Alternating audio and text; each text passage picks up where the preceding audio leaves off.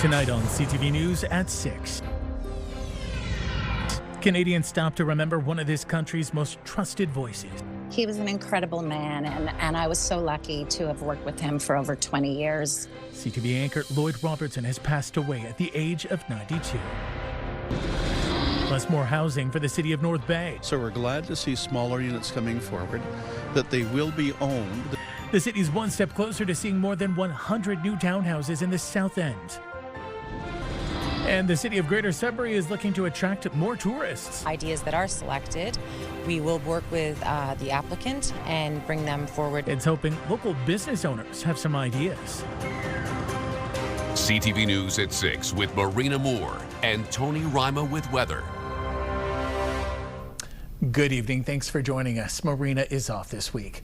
We begin with some sad news from our CTV News family. Canadian journalist and chief anchor Lloyd Robertson has passed away. Robertson, who covered everything from the fall of the Berlin Wall to the 9/11 terrorist attacks over his 35 years behind the national desk. His trademark voice was one of reassurance, navigating our country through its highs and lows over several generations. He was a model for many in the industry, including myself, and a familiar, comforting face for Canadians from coast to coast to coast. CTV's Geneviève Beauchemin has a look back at his remarkable career. So that's the kind of day it's been on this Thursday. Along with that nightly sign-off, Hello. Lloyd Robertson offered generations of viewers a connection to the world. I'm Lloyd Robertson. We'll see how the world came to Canada. His authoritative voice was a landmark of the Canadian broadcast landscape for over 6 decades. I'm Lloyd Robertson, and I used to live here. Robertson's early years in Stratford, Ontario shaped his lifelong love of news. He recounted he was bitten by the broadcasting bug when he was a boy.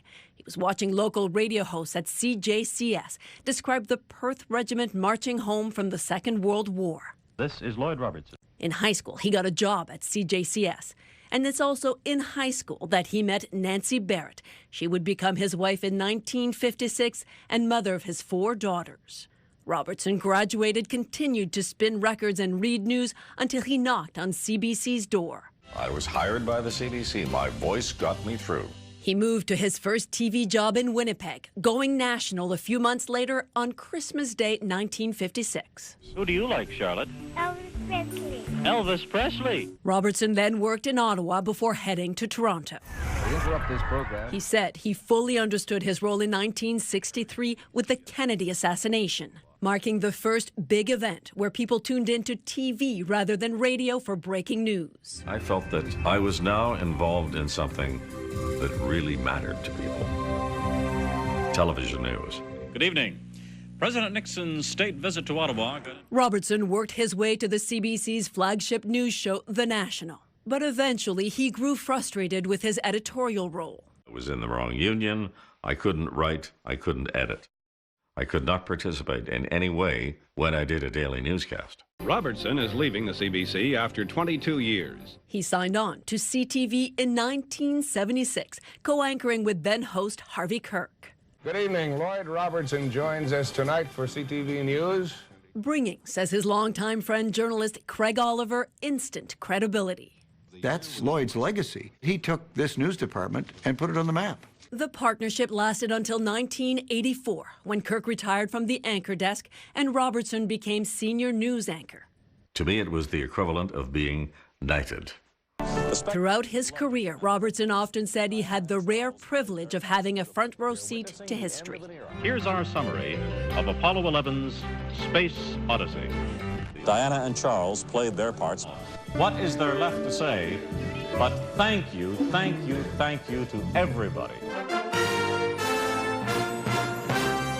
Tonight, face-to-face with... When he retired from the anchor desk in 2011, it marked the end of an era, said then Prime Minister Stephen Harper.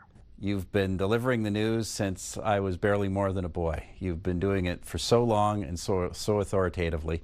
You've almost become part of Canada's geography. Welcome back to W5. Robertson continued to work for CTV's W5 for a time and proved in 2018 that you can't take the news out of a news anchor. and I was able to walk away from this.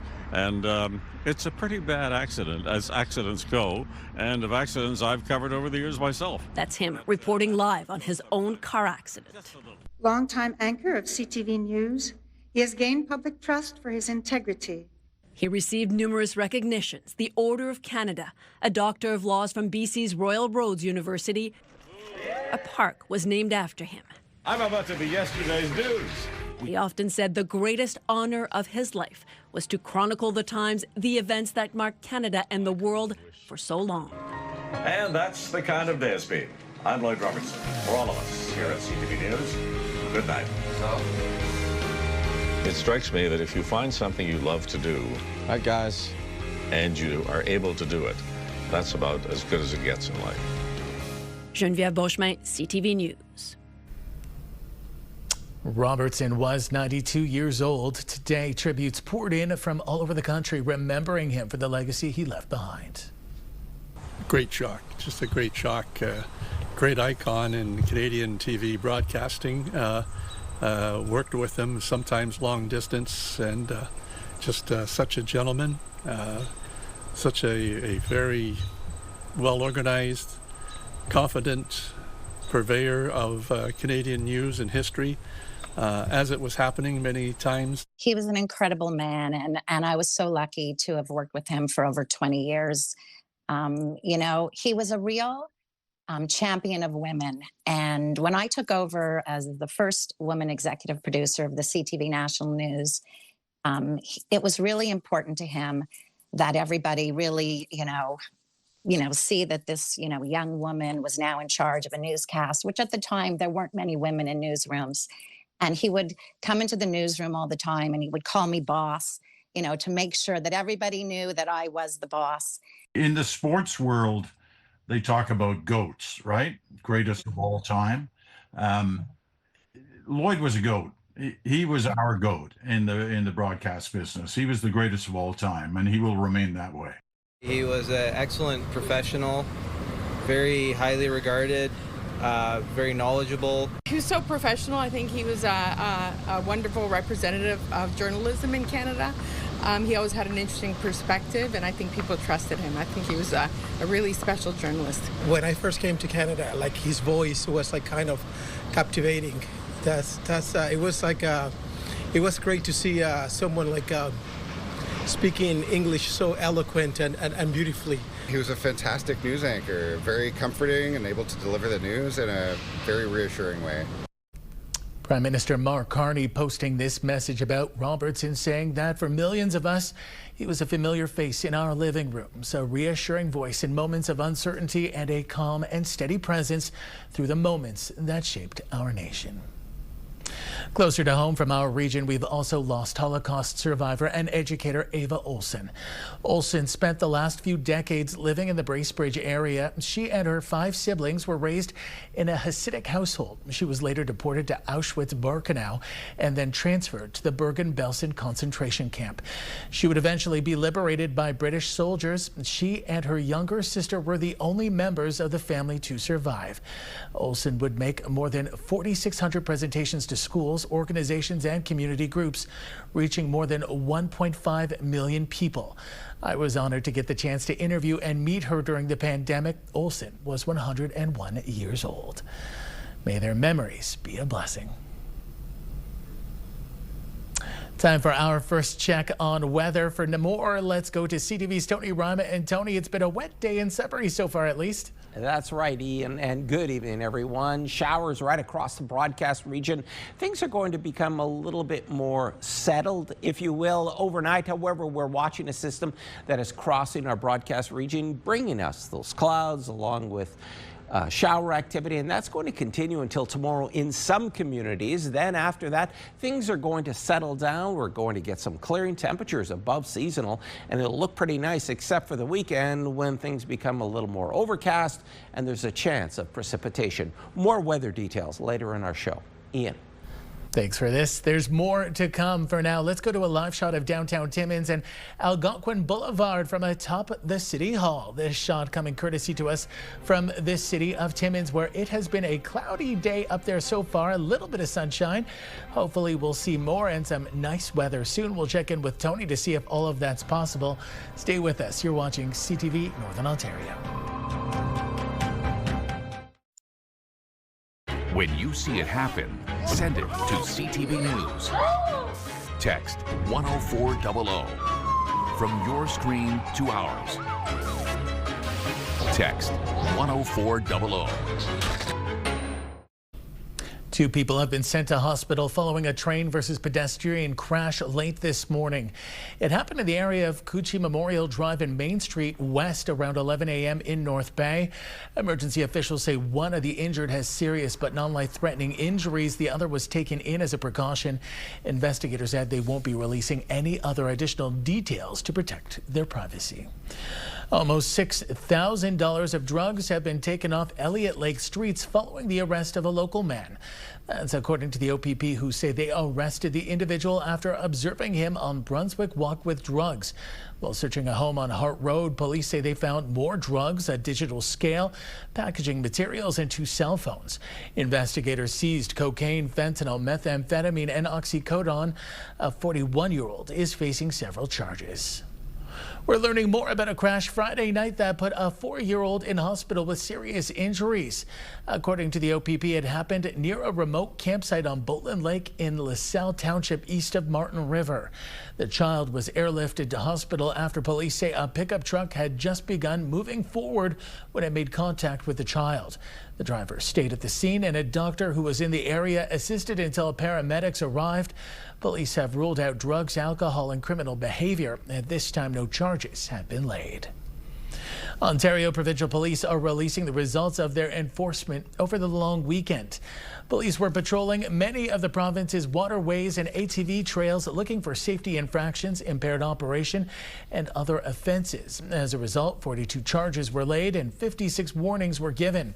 14 counts of Liquor License and Control Act violations and 18 counts of failing to carry or wear life jackets are among the charges being laid. OPP continued saying their enforcement efforts will continue throughout the summer. More than 100 new townhouses are a step closer to being built in North Bay's South End. CTV's Eric Tashner reports.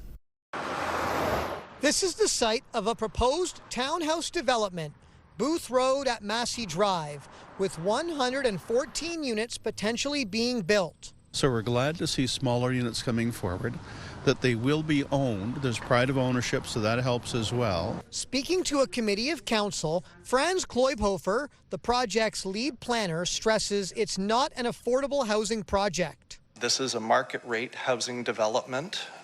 It is a townhouse development. Some may argue that a townhouse development is maybe more affordable than some of these $500,000 and $600,000 homes. The development would be led by a local company, Bay Builders, and would include 2-story and 1-story units to accommodate various needs and demographics. Most of them are 2-bedroom. I believe there would be some 3-bedroom within this as well. It is very early in the process right now. But there is a mix of unit sizes throughout the particular development. The plan includes stacked townhouses, but they're not described as apartment style. It's very successful because it gets people trying to enter the housing market and people also trying to downsize. The project still needs council support to approve the draft rezoning. Councillor Chris Main says it's about laying the foundation for the next council. So it will be a multi-year project. Anyone in Northern Ontario would be glad to see a proposal like this coming forward.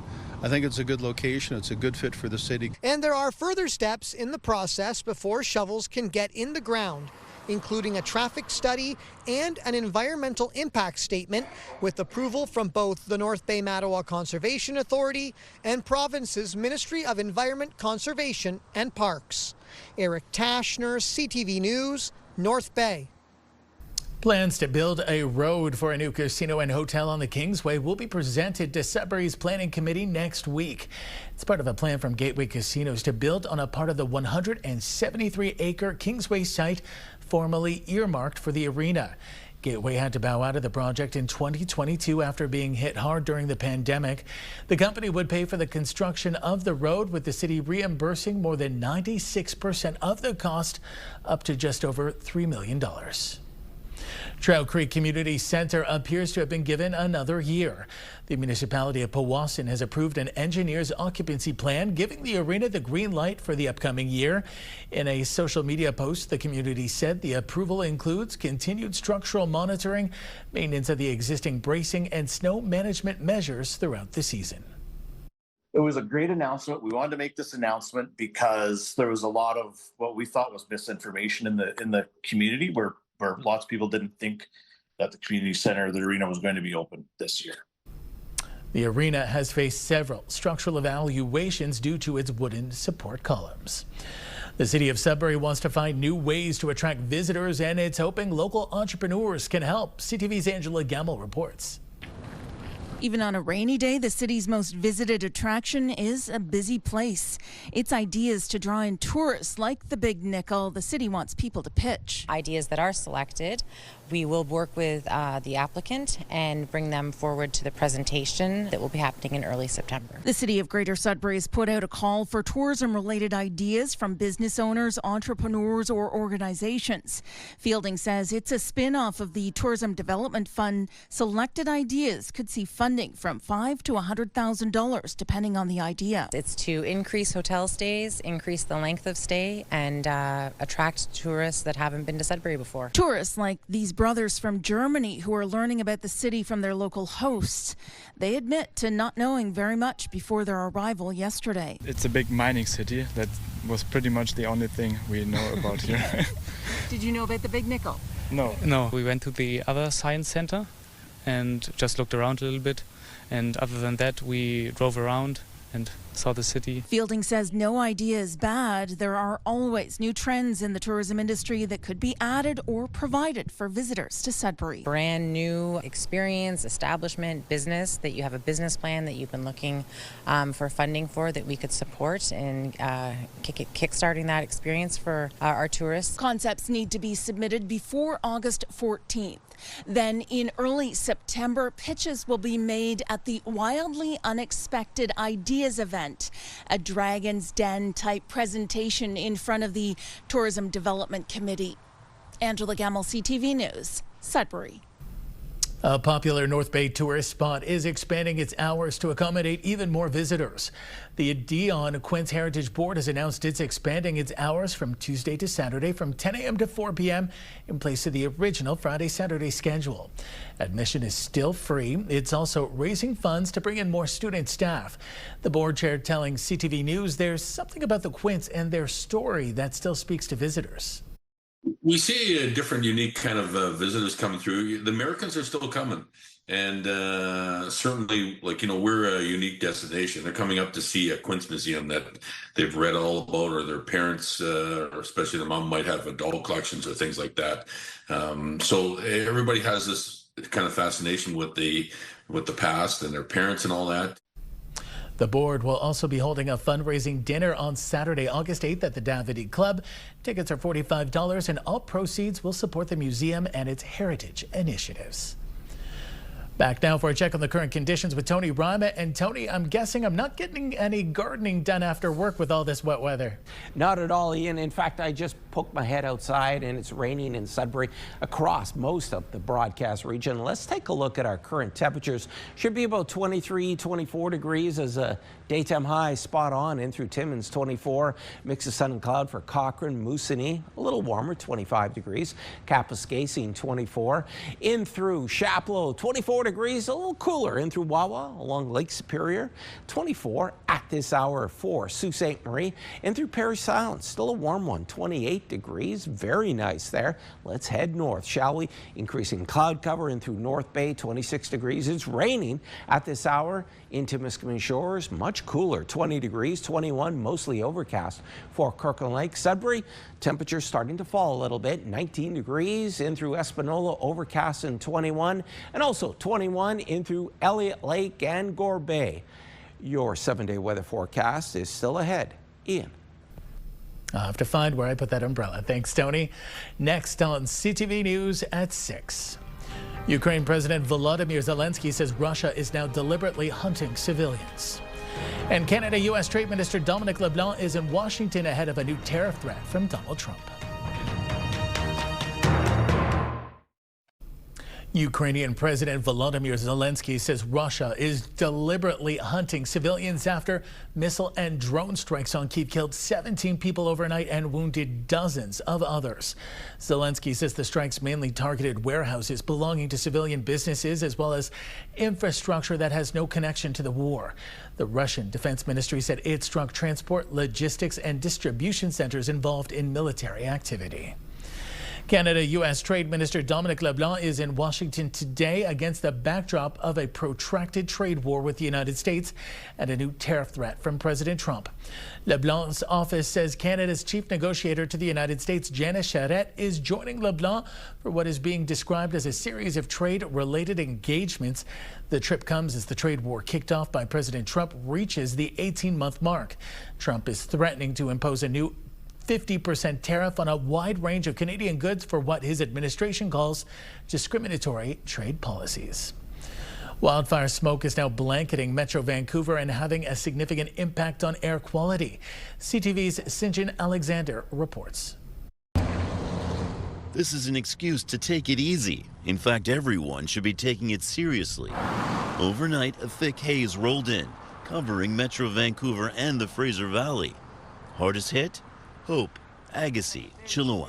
Oh, I would say don't go out really if you don't have to. Like, limit your time outside because I really do think it's bad. The air has not been good here all day, and it just got worse. And that was largely due to aggressive wildfire behavior yesterday that generated significant amounts of smoke, which has drifted over our region. It includes fine particulate from fires around Boston Bar and Cache Creek. Its severity can change by the hour, so anyone working outside was being encouraged to go inside for fresh air. Because you can't even see the mountains today. It would be nice if they could get some rain. Certainly people at higher risk include those with lung, heart, or other chronic conditions, pregnant people, infants, children, older adults, and outdoor workers. Now, the smoke can't be missed around Metro Vancouver. It's blocking out the sun. But so far, the air at ground level remains relatively healthy. But that is no longer the case in Hope, Agassiz, and again Chilliwack. On Tuesday morning, when we met Grace Horton, people were being warned to reduce outdoor activity. Like, yeah, even after the hike, I was way more tired than I normally would be. Now they're advising it's best to avoid it. Sinjin Alexander, CTV News, Chilliwack. Meanwhile, U.S. President Donald Trump's claim that Canada is failing to properly manage its forests has prompted renewed questions about whether more can be done to prevent the massive wildfires that have blanketed parts of North America with smoke. But climate experts say the problem is more complicated than Trump makes it seem. If those winds do line up in a given direction from the surface to higher levels of the atmosphere, that can tend to create streamers of wildfire smoke that can travel for thousands of kilometers. And as we saw a few weeks ago, not only affecting air quality in southern Ontario from fires in northwestern Ontario, but also affecting communities in the northeastern U.S. Because air pollution like wildfire smoke travels by wind, there's no way to stop it once it reaches the border. Unlike wildfires, previous cross-border pollution problems like acid rain were linked to identifiable industrial emissions that governments could regulate. Forestry experts say forest thinning and prescribed burns are crucial wildfire management tools, and that governments should address the underlying causes of climate change and help communities adapt to increasingly smoky summers. Traffic on the newly opened Gordie Howe Bridge was busier than normal today as a multi-use path opened for the first time. That new option allows people to walk or bike between Windsor and Detroit. And as CTV's Sanjay Maru tells us, the lineups were long as people wanted to be among the first to cross.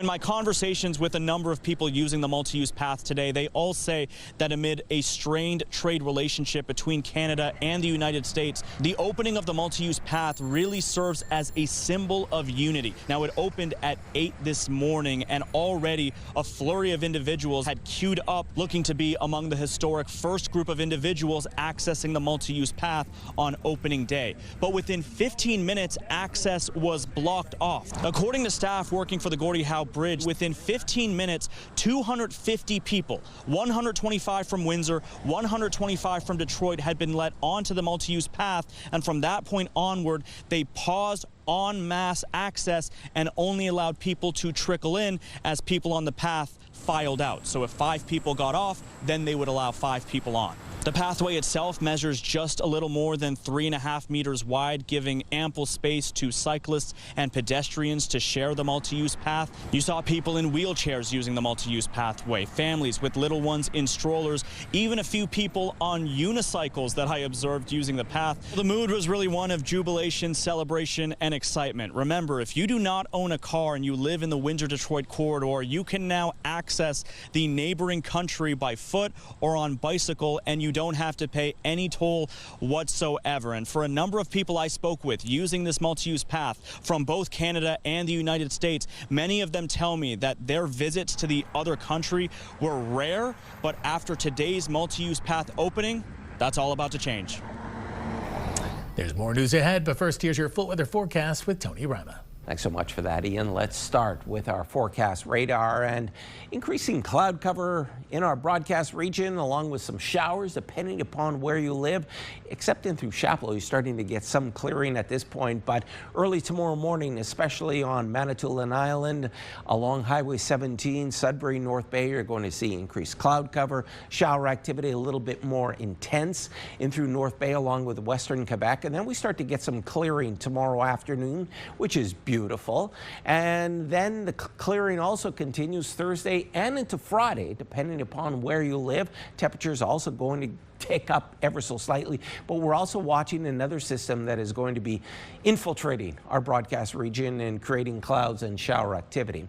On our systems map, we have a bunch of things going on. We have low pressure along with a cold front, a warm front, and another cold front, and that's kind of giving us the conditions that we're experiencing, but that's going to move in an easterly fashion, and as it does, we're going to get some clearing. However, there is rain that's also encroaching into the northeast, and that's going to give us the clouds and the shower activity and maybe a thunderstorm or two, depending upon where you live. Overnight, this is what you can expect. In through Sudbury, 14 degrees, some showers on the way. Sault Ste. Marie, a little cooler, 11 degrees. Timmins, 10, mainly cloudy. Temiskaming Shores, there's a chance of rain. For North Bay, 17, a few showers, still going to be warm.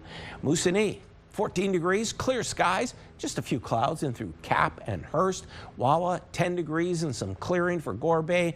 Overcast, there is a chance of showers plus a risk of thunderstorms, and in through Parry Sound, still on the warm side, 19 degrees. Okay, here's your 7-day weather forecast, starting with Sudbury Nickel Belt over the next 48 hours. Looks pretty darn good. 26 is on the board. Saturday, same temperature, but different weather conditions. Clouds, showers, that's going to carry over into Sunday. You'll start to see a little bit more sunshine. Monday looks kind of iffy at this point. 23 degrees, should be 24, spot on in through Tuesday and Wednesday.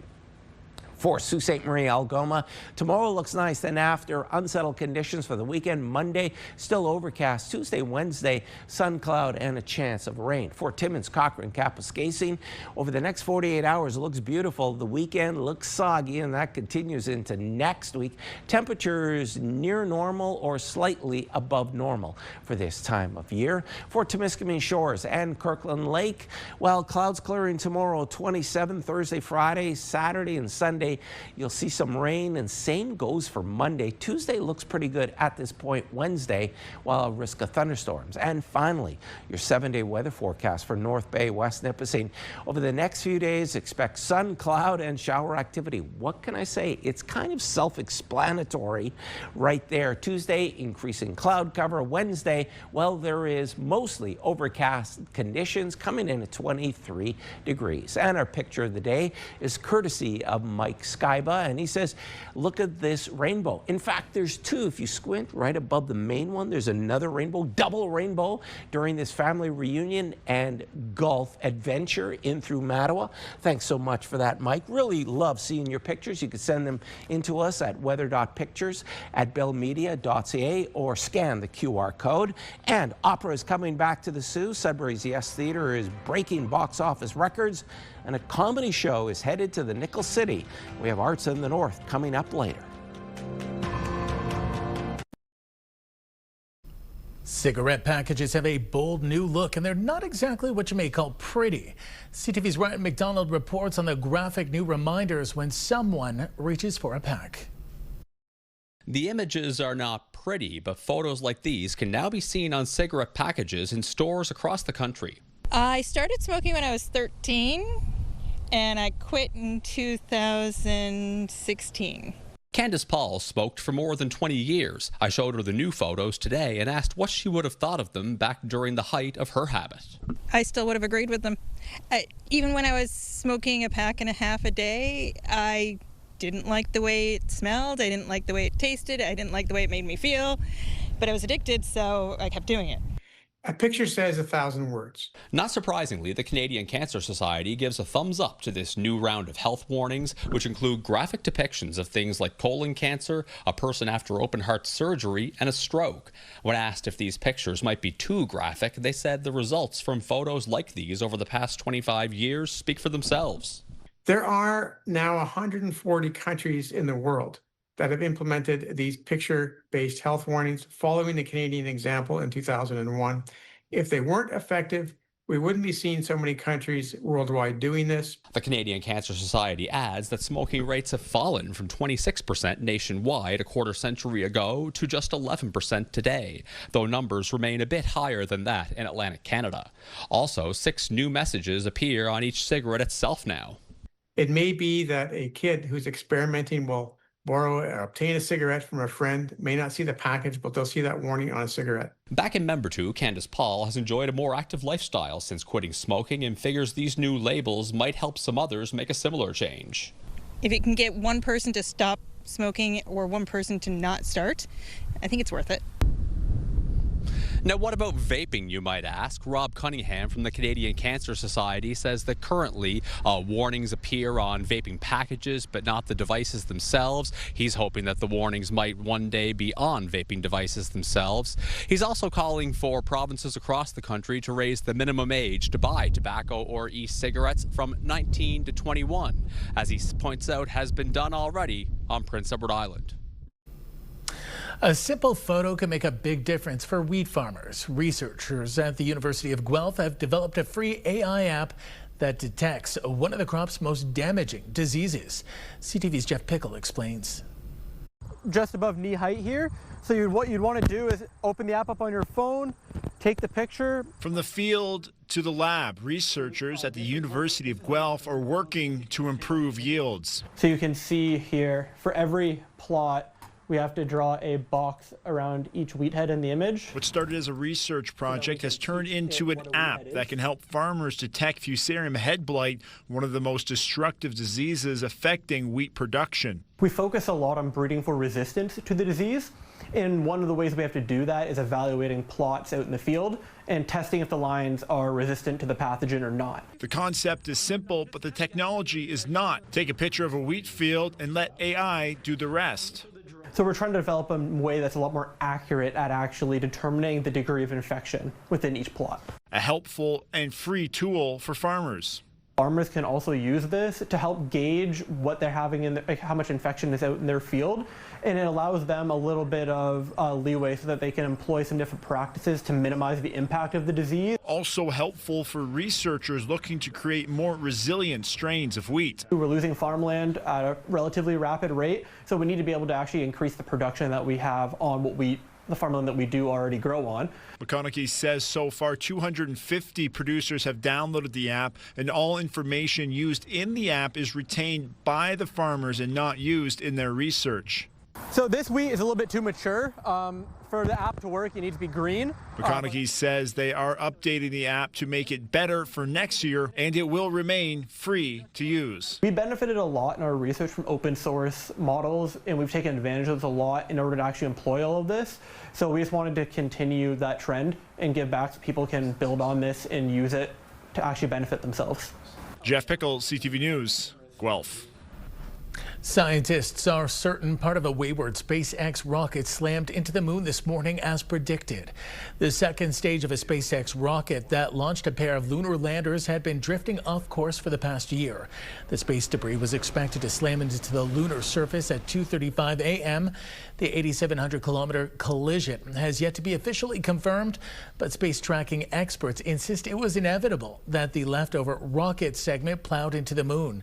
SpaceX says a combination of solar activity and gravity accidentally put it on a collision course with our closest celestial neighbor. It was an historic day in BC's capital city, with the Canadian Forces Snowbirds flying their final show in Victoria for the foreseeable future. Pride, that's the Canadian flag in the air, right? And that's what we're going to miss for quite a few years now. It was a mix of excitement and sadness for thousands who came out to watch. After 55 years putting on shows in the sky, the Snowbirds will be grounded until the early 2030s while their fleet is replaced. The Snowbirds' final show is in California on October 11th. An impressive sight in the skies over Elliott Lake yesterday.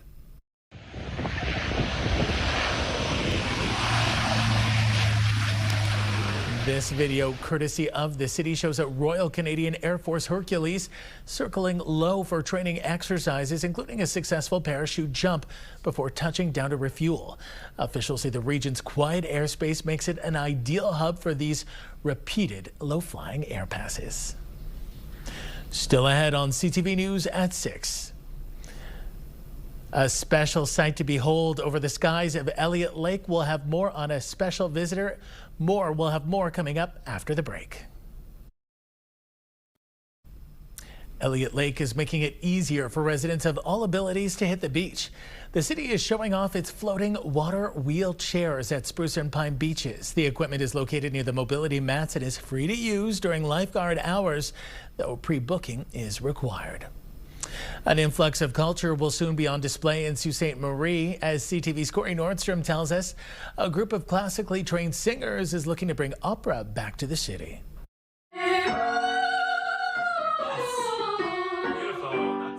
Elegant operatic voices will soon ring through the city built on steel. The recently created Great Lakes Artist Series is hosting 4 nights of opera and classical singing next week, something that hasn't been common in the Soo in decades. We don't have opera in Sault Ste. Marie. Fully staged operas, you know, there have been recitals and concerts that have had arias in them, but not fully staged opera. Dallaire, along with Glass co-founder Madeline Hubbard, are both classically trained themselves. They have enlisted the talents of 11 trained singers for the show, the majority of whom are locals. There's these incredible and incredibly trained singers that study here and then they go elsewhere to maybe do university or master's programs, etc. And then they don't necessarily have an opportunity to come back and sing classical music. Final rehearsals are being undertaken this week.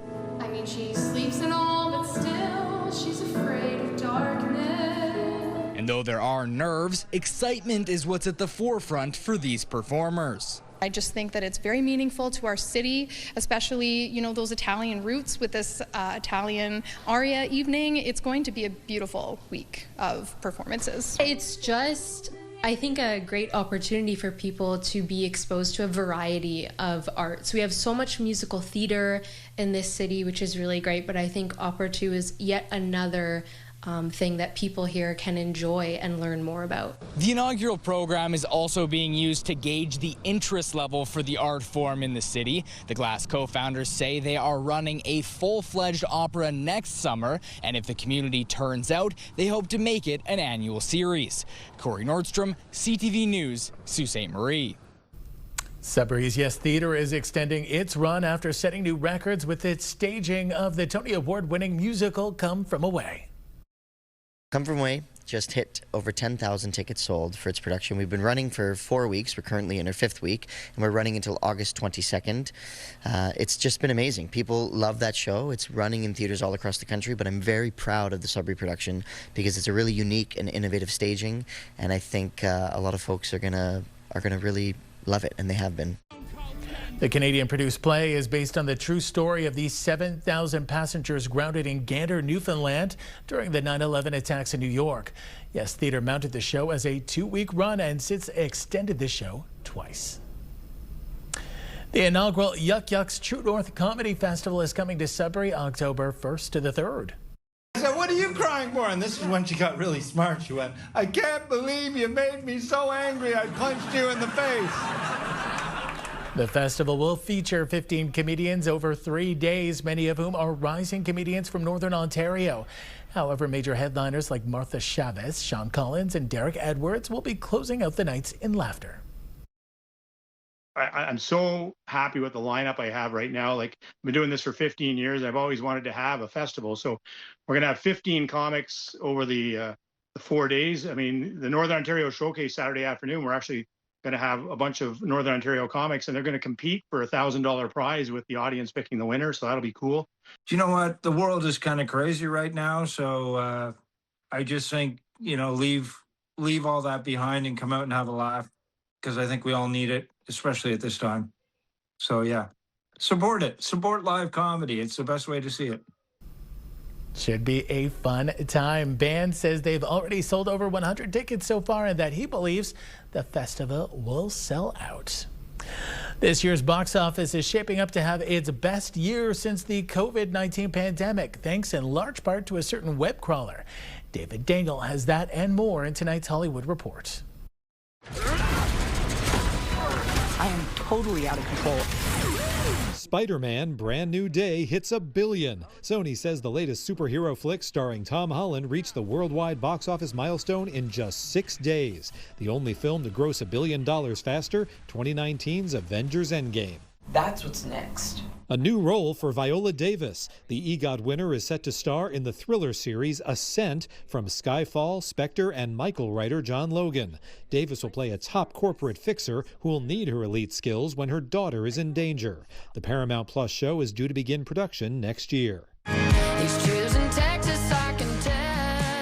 Fans are still choosing Texas. The Ella Langley song tops the Billboard Hot 100 for a 16th week. That's the 4th longest reign at #1 in the chart's history, which goes back to this week in 1958, 41 years before Langley was born.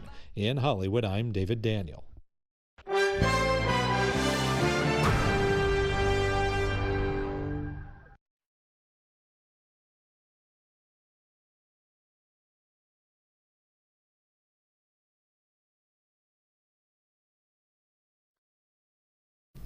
Shopify shares shot up today after the company shared its earnings. B&M Bloomberg's Morella Fernandez has more. Analysts say Shopify had monster growth in its latest quarter. The shares ended the day up over 15% after the release of earnings. Shopify reported about $3.6 billion U.S. in revenue, 34% better year over year.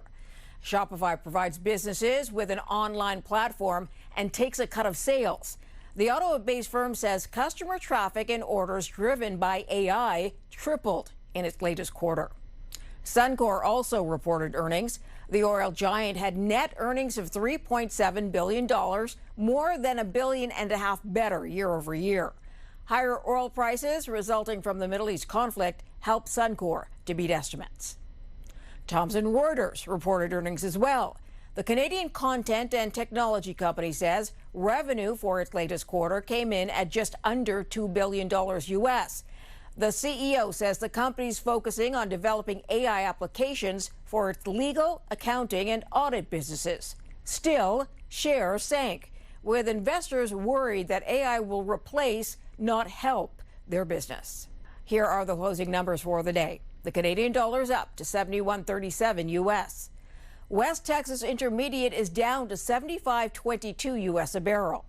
Western Canadian Select is down over $7 to 59.29. And the TSX shot up 344 points today to a record close above 36,000 points. Those are your business headlines. I'm Morella Fernandez. Thank you, Morella. And here are the current prices for some key commodities we watch. Gold up $169.75, closing the day at $42.47.29 U.S. an ounce. Silver up $2.51 to end the day at $62.04.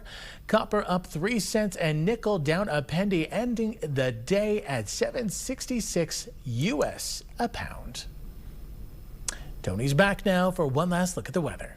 Thanks for that, Ian. Well, it's going to be the dawn of a new day, and tomorrow plenty of sunshine across the northeast, except for one community. And through Sudbury, mostly sunny, coming in at 26, should be about 24 degrees as a daytime high this time of year. In through Timmins, beautiful sunshine, 27.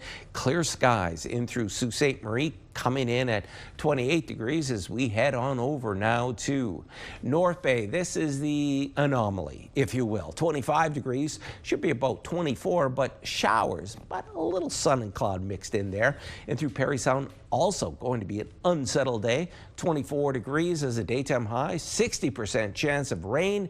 And for Temiskaming Shores, the skies are going to clear, 27 degrees, which is above seasonal. Should be about 24 this time of year in through Temiskaming Shores. Ian, that's your forecast for tomorrow. A little bit of everything. Thanks, Tony.